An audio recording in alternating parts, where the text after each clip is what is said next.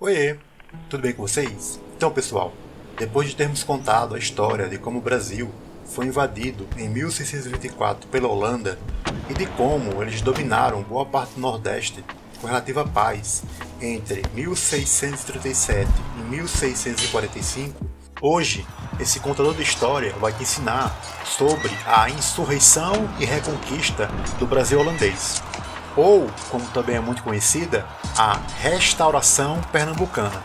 Vamos ao vídeo.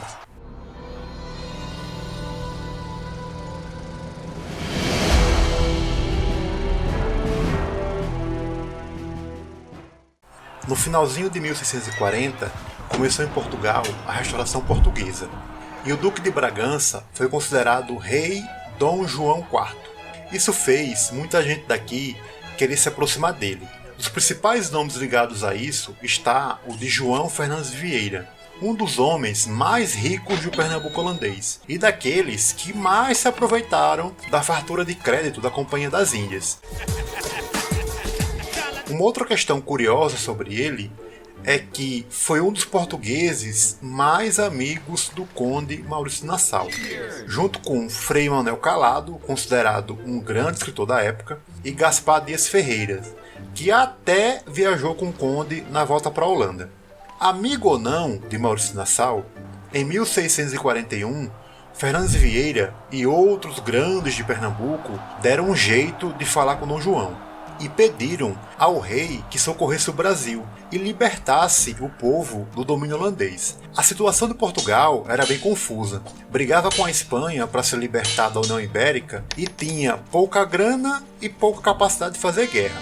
E não querendo brigar com mais gente, tinha aceitado um tratado de paz com os holandeses que desde 1568 se batiam com os espanhóis para também se dizerem independentes.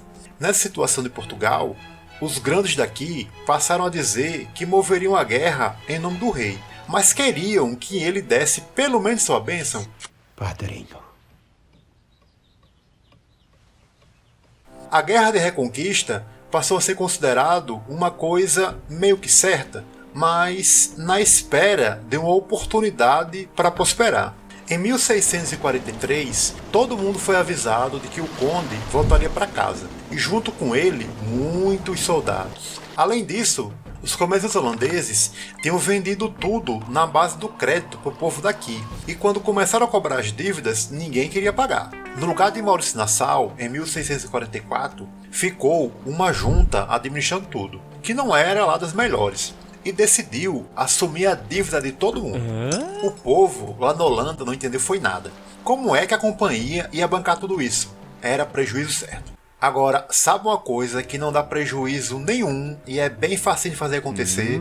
O seu like. E se você ainda não for inscrito, então, armaria. Uma inscrição dessa é feita de ouro. Agora, se você deu likezinho no vídeo, inscrição no canal e mandou pro amiguinho pelas caridades, a gente agradece até pagando promessa. Dá essa força aí pra gente, que essa ajuda de vocês é essencial pro canal continuar existindo. E é bem rapidinho de fazer. Eu vou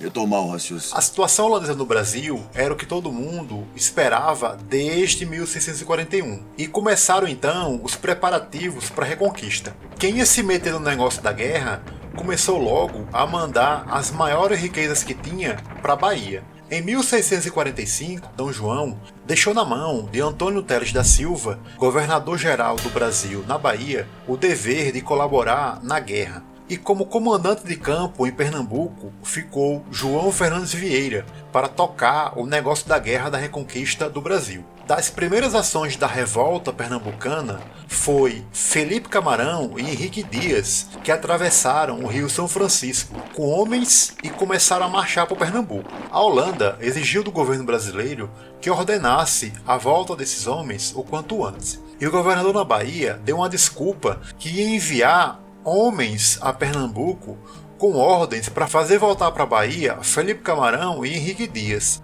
Aqui surge a primeira grande oportunidade da guerra. Perfeito! O governador aproveitou isso para entrar com soldados se fazendo de amigo do Recife holandês. Mas na verdade A estratégia era que os homens enviados se juntassem com os que já estavam em Pernambuco. Além disso, o governador de muita lábia conseguiu convencer o administrador do Forte de Cabo de Santo Agostinho para se virar para o lado português, ganhando não só a entrada em Pernambuco com forças militares, como também um forte junto do mar, para onde enviar homens e suprimentos. Um gênio! Mais ou menos no mesmo período, o governo de Recife recebeu uma carta denunciando Fernandes Vieira como chefe militar revoltoso e que ele pretendia acabar com os holandeses no Brasil. Isso forçou o início da restrição pernambucana e em 13 de junho de 45, Fernandes Vieira passa então a mover a guerra. Mas no comecinho ele não tinha força para dar de frente com as forças holandesas. E ele passa então a ficar se movimentando pelo interior, fugindo do combate. Depois de organizado os primeiros planos da guerra, Fernandes Vieira decide dar batalha aos holandeses. Eles o perseguiam desde junho. Em 3 de agosto aconteceu o primeiro maior confronto. Usando alguns destacamentos como isca, Vieira conseguiu fazer os holandeses caírem numa armadilha. Deixou seus homens num local muito vantajoso aos brasileiros, pois se colocaram num terreno alto que garantia melhor visão de tiro e alguma proteção contra os disparos que vinham de baixo. Essa foi a primeira vitória na Guerra da Restauração, e ela ocorreu no Monte das Tabocas. Na sequência, em 13 de agosto de 45, o Forte de Santo Agostinho se rende a 1.500 portugueses, que desembarcaram vindos da Bahia, liderados por André Vidal de Negreiros e Martim Soares Moreno. E tudo já estava muito bem acertado com o chefe do forte. Todos os grupos que estavam dispersos por Pernambuco começaram a se juntar. Num só lugar se agrupou Fernandes Vieira, Felipe Camarão, Henrique Dias, André Vidal e Martim Soares. Com toda essa gente reunida, ainda no dia 16, conseguiram pegar os holandeses despreparados no engenho da Casa Forte, que dá nome a um dos bairros da cidade.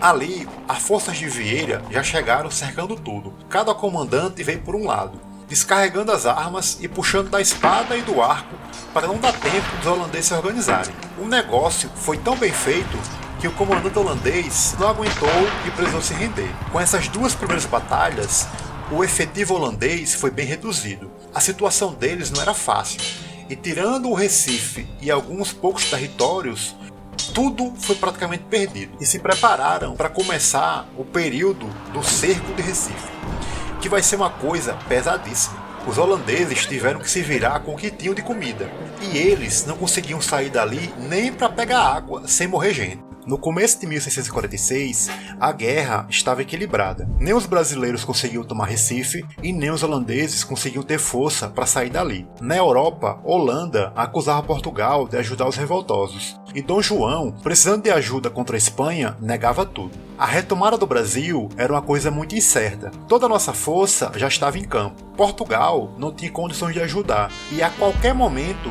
reforços holandeses poderiam desembarcar em Recife e colocar tudo a perder. No final das contas, a derrota ou vitória do nosso povo só seria conquistado na força do braço e no fio da espada. E muito sangue ia ser derramado para que o Brasil fosse todo nosso novamente.